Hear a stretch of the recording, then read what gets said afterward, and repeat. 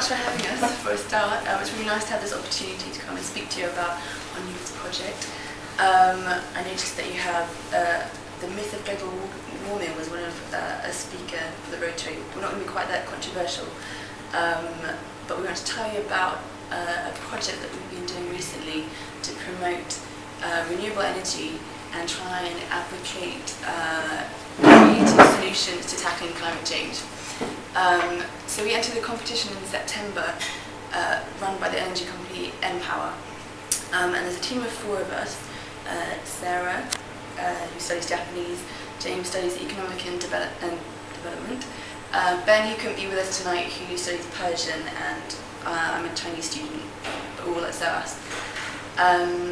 So we entered this competition in September to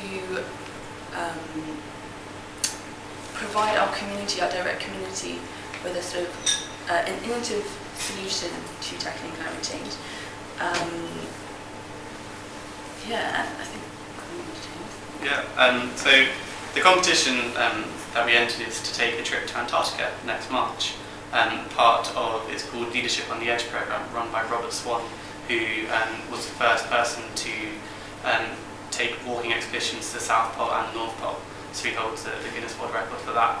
And we are sort of really interested in climate change. Just thought, wow, going to do some climate change research at Antarctica would be an amazing opportunity. Okay, we're going to have to fly to get there, which obviously is going to lose some carbon emissions, but I think maybe for a greater good, it would be a really interesting project to get involved with, which is why we decided to do this.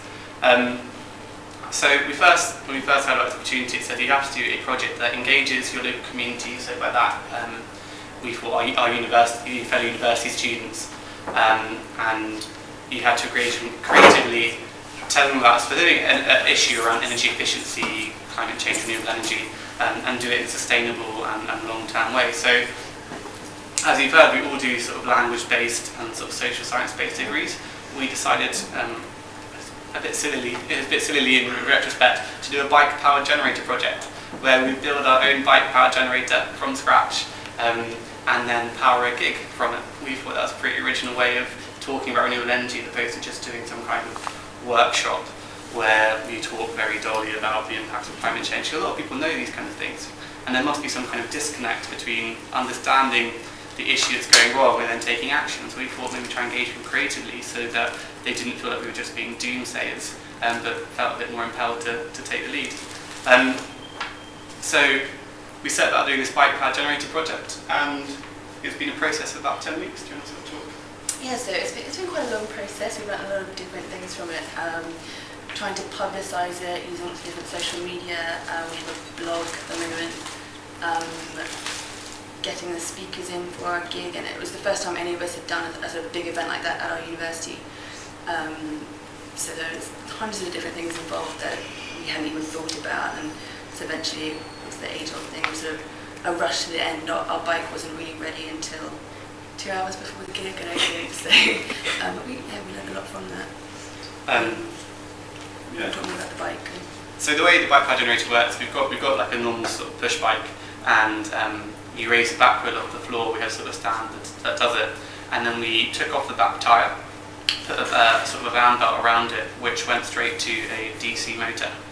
So as you cycled, it powered the motor, and then from the motor it went to a car battery, and then from a car battery into a sort of main socket from which then you can plug things into. We're not going to sort of lie, and this is all made very clear, and we've listened to students at the time and told us that a bike power generator actually can't generate that much power. We are generating about 25 to 50 watts on average. It takes 3,000 watts to power a kettle when you boil it. So, quite a drop in the ocean. But I think it perfectly demonstrated the point which we were trying to raise, that actually the lives that we live on a day-to-day basis are extremely energy intensive, and we rely predominantly on fossil fuels to find that power.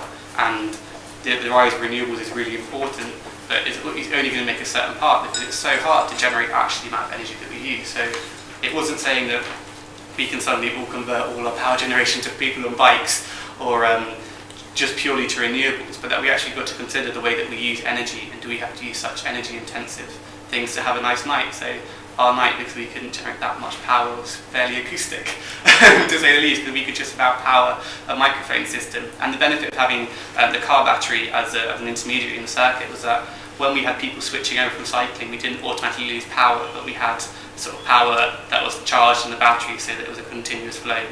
People could play an hour-long set, because we were switching the cyclists every 5 minutes, because we had to go quite fast to power just that sort of 50 watts. It was definitely a good way of sort of converting the calories of a pint whilst you're at a gig, and not just from dancing. So yeah. And so on the night we also had 2 speakers.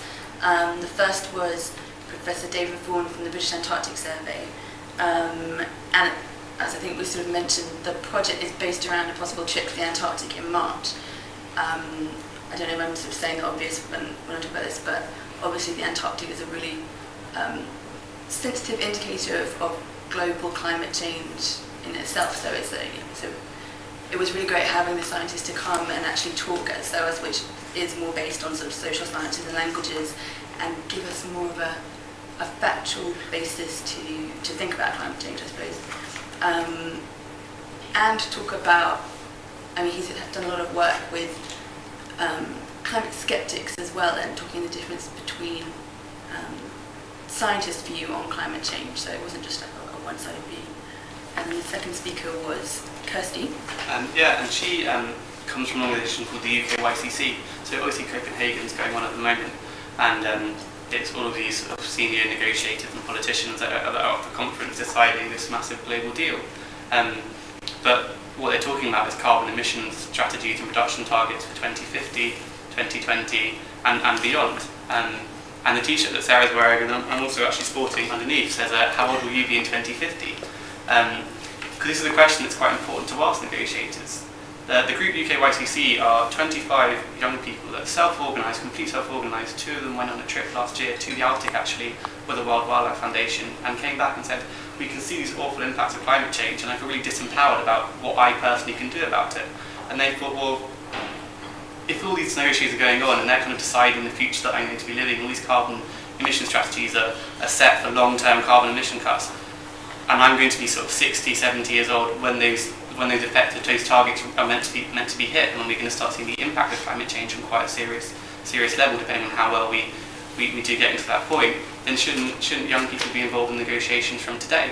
So they are currently actually fully fledged delegates at Copenhagen now, and they are assisting the UK negotiating team and making sure that young people's perspective is put into the debate. So we had her come and talk about actually what young people are doing actively to tackle climate change, not just on a small level like this project that we're doing, which we fully understand that you've got sort of small impact in terms of actual carbon emission reduction, but hopefully a big educational value. But it was also, it was just a chance for people to really see that we can have a big say in sort of all these negotiations. There's no reason why we shouldn't. When it is our future being decided, we should be able to advocate for what we think is right.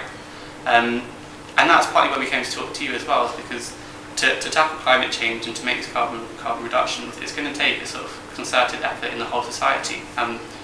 Most of us are all still students, we're all still studying, young people in general don't have the skills to be able to make those things happen, or the position of power to make this happen, which is why it's important to have relationships across all age groups and all sections of the community, business, students, charity sector, and so on and so forth, that are all sort of singing from the same hymn sheet and can support each other doing that. I can't sort of come up with any scientific inventions, but I can definitely help spread it at my university, for example, and that's why it's quite important to make those links in the community, and why we really encourage if you have us here today to talk about what we were doing, just to let you know what young people are currently sort of thinking and talking and doing about climate change, and that we are very much approaching it from a positive position. It's not sitting here saying, oh, we're all doomed and there's nothing I can do, but it's actually, I'd quite like to take control of the situation in the best way that I possibly can, and advocate how I'd like to. So that's why we're sort of here to talk to you. I think that's it. Thanks very much. Yeah, thanks for coming.